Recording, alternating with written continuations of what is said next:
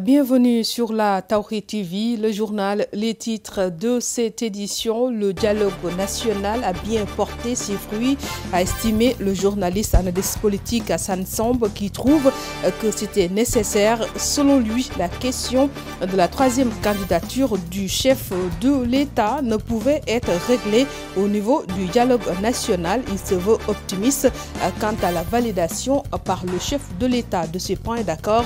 Vous le suivrez dans ce journal. Et puis, avec un bénéfice de plus de 900 millions de francs CFA, 36 000 sociétaires et un patrimoine de 21 milliards de francs CFA, la mutuelle d'épargne et de crédit des agents du secteur public et parapublic présente un bilan satisfaisant. C'était lors d'une assemblée générale. Et puis, événement Tabaski n'est plus une opportunité d'affaires pour les vendeurs, notamment pour ceux du marché Sandaga. Ils dénoncent une concurrence déloyale, interpellent l'État du Sénégal sur la question. La Tabaski, c'est également le sacrifice du mouton, un mouton qui doit être bien choisi. Quels sont les critères, les éléments de réponse dans ce journal?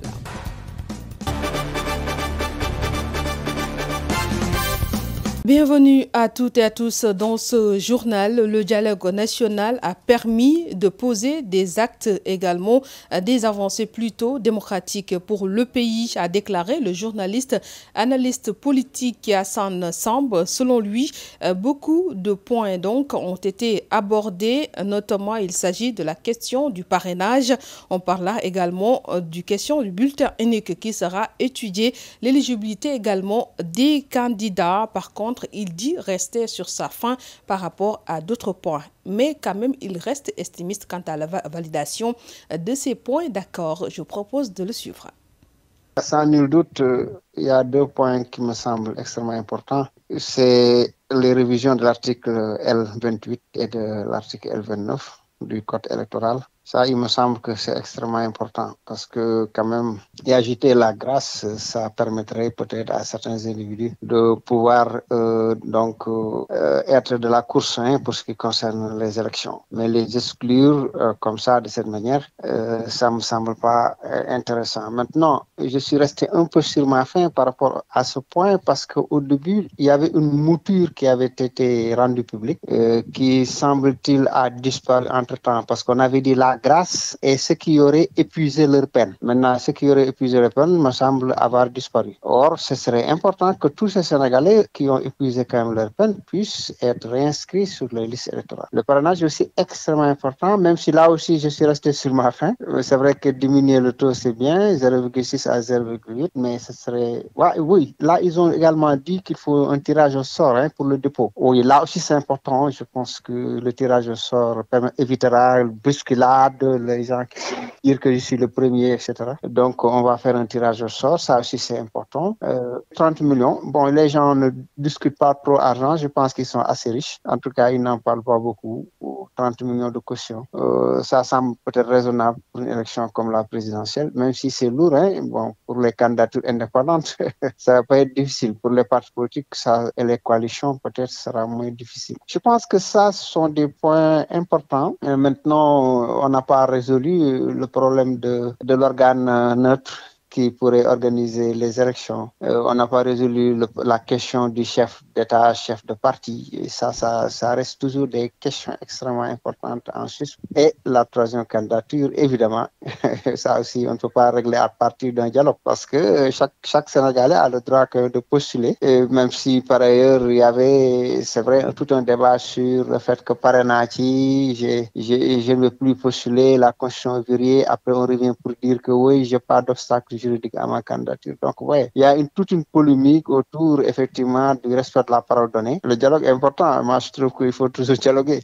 C'est ce qui nous manquait. Et quand il y a des problèmes, c'est qu'il y a rupture de dialogue. Il faut aller vers les dialogues pour asseoir des consensus forts sur des questions importantes. Je pense que c'est important. Il faut savoir réviser les textes, certains textes dont l'application pose problème. Par exemple, le parrainage, l'article L28, L29, L30 qui exclut des gens. Bon, ça, il faut revoir cela. là, voir énormément de dispositions, comment organiser les élections, la cartographie électorale, revoir le fichier, le toilettage du fichier, ça ils en ont parlé aussi, pourquoi pas. Donc tout cela, je pense que c'était important, c'était nécessaire. Parce qu'à la veille de chaque élection importante, le ministère de l'Intérieur organisait quand même des concertations autour de questions stratégiques. Si cette année on avait raté cet exercice, on en serait à des contentieux post-électoraux extrêmement importants. Non seulement je suis optimiste, mais je pense que le chef de l'État pourrait aller même au-delà des attentes de ceux qui ont dialogué. Je pense que ce serait bien. Le chef d'État aille au-delà même de ces attentes-là et puisse non seulement concrétiser tous les points du dialogue, mais en arriver à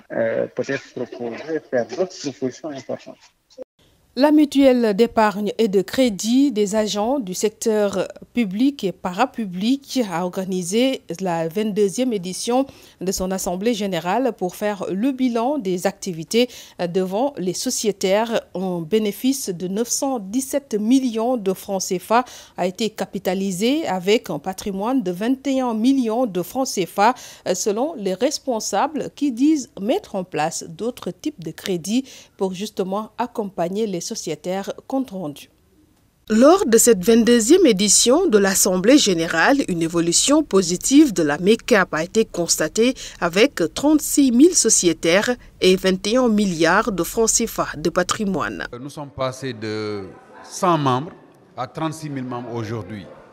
Et de 750 millions de subventions de l'État, aujourd'hui la MECAP capitalise une épargne de près de 14 milliards de francs déposés au niveau de notre institution par les sociétaires sur la base de la confiance qui nous lie. Aujourd'hui, en termes de patrimoine, la MECAP vaut presque 21 milliards de francs. Et nous sommes restés à cheval sur la mission qui a provoqué la naissance de l'institution, à savoir accompagner les agents du secteur public et parapublic. C'est pourquoi la MECAP vient pour la première fois de faire un excédent d'exercice, ça veut dire un bénéfice de près de 917 millions de francs. Si nous arrivons à faire cela, c'est parce que simplement nous sommes lancés dans une dynamique de développement, mais qui consiste en même temps à offrir à nos sociétaires des produits financiers et non financiers. Dans le souci d'accompagner ces sociétaires durant les grands événements, notamment comme la fête de Tabaski, un crédit est mis à leur disposition jusqu'à 300 000 francs CFA. Entre 2021 et 2022, près de 4 000 nouveaux sociétaires ont adhéré à la MECAP, mais également une performance qui est aussi au rendez-vous, parce que cette année, nous avons fait un résultat record qui dépasse les 900 millions. Nous sommes passés presque de 480 à 900 millions, soit une hausse presque de 90%, donc on peut dire presque du simple au doux. Tout cela montre quand même que la MECAP se porte très bien et c'est l'occasion d'inviter toute la cible, c'est-à-dire les travailleurs du secteur public et parapublic, à venir bénéficier des services de la MECAP. Parce que la MECAP est une institution qui a une mission particulière, qui a été créée justement pour accompagner les travailleurs du secteur public et parapublic. Donc aujourd'hui, ne serait-ce que par rapport à la démocratisation de l'outil, tous les travailleurs doivent y trouver leur compte. Donc ceux qui n'ont pas encore adhéré, nous leur lançons cette invitation pour venir adhérer à la MECAP et bénéficier comme tout le monde des produits et services de la MECAP. D'autant plus que nous avons quand même une politique de crédit qui a été conçue de manière à accompagner convenablement tous les travailleurs de leur début dans la vie professionnelle jusqu'à la retraite, avec des crédits comme le crédit d'épargnage pour la satisfaction des besoins ponctuels, comme le crédit événementiel à l'occasion des événements importants, comme c'est le cas actuellement avec la Tabaski. Dans tous nos guichets, il y a le crédit événementiel Tabaski qui est disponible, qui va jusqu'à 300 000. La mutuelle d'épargne et de crédit des agents du secteur public et du parapublic travaille sur la mise en place d'un crédit de logement évoluant jusqu'à 10 millions de francs CFA. Les sociétaires sont également bien accompagnés pour une retraite bien paisible.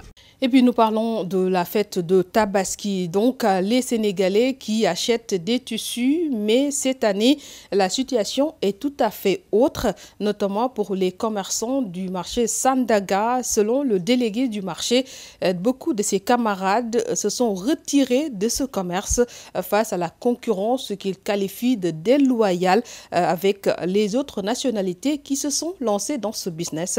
Il interpelle le chef de l'État. Je propose de le suivre.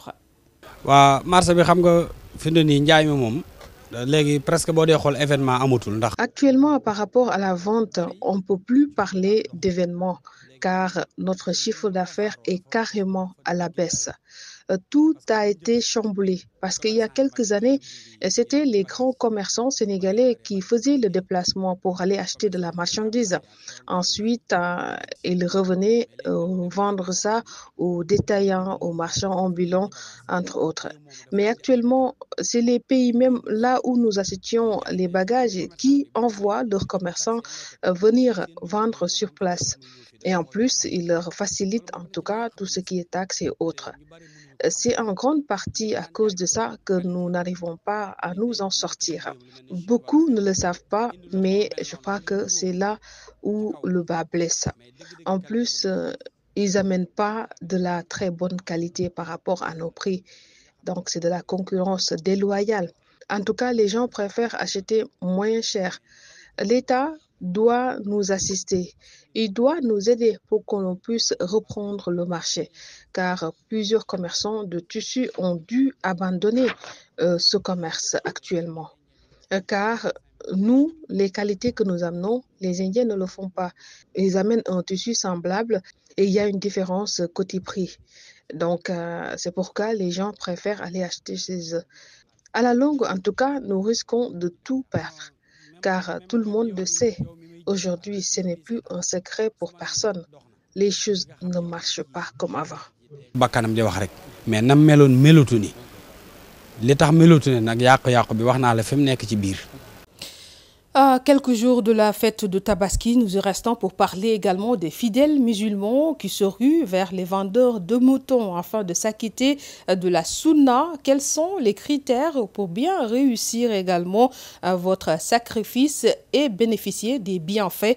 Suivons les explications de Oustaz Makhtar Sylla, prêcheur ici à la Tawhid TV.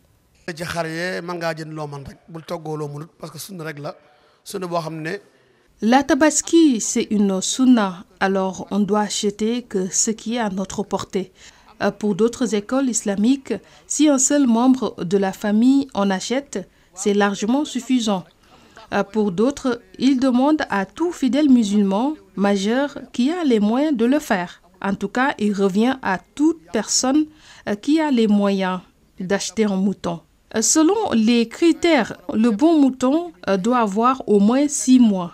Il ne doit pas être borgne, pas de cornes cassées, ni de queue coupée. Il ne doit pas aussi également malade, ni avoir une mauvaise haleine. En tout cas, si vous avez un mouton qui a tous ces critères, sachez que c'est le bon. Il y a beaucoup de bienfaits dans le sacrifice du mouton. Un musulman ne peut pas faire plus grand sacrifice en tuant un mouton le jour de la Tabaski, mais on doit le faire que pour l'adoration qu'on a envers Allah. On ne doit pas le faire de façon illégale, ou bien en volant de l'argent, ou bien en faisant des malversations pour en acheter. Si on n'a pas les moyens, on n'est pas dans l'obligation de le faire. C'est juste une adoration envers Allah. Alors, pour le faire, on peut récolter beaucoup de bienfaits si on le fait correctement et normalement. Alors, vous savez que Dieu, ses bienfaits n'ont pas de limite. N'ont pas de limite. Ce qui veut dire qu'on peut en récolter beaucoup. Heureusement que la religion musulmane facilite les choses. Si on n'a pas de bélier, on peut toujours avoir une brebis. Si on n'a pas une brebis, c'est un bouc à la place. Ensuite, une chèvre.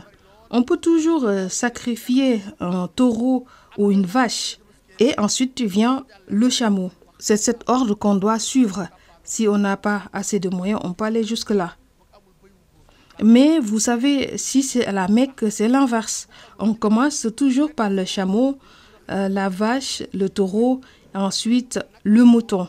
Parce que là-bas, plus la viande est en quantité, mieux c'est. Ça, c'est pour justement pouvoir plus aider les pauvres. C'est la fin de cette édition sur la Tawhid TV. Merci de nous avoir suivis. Excellente suite des programmes.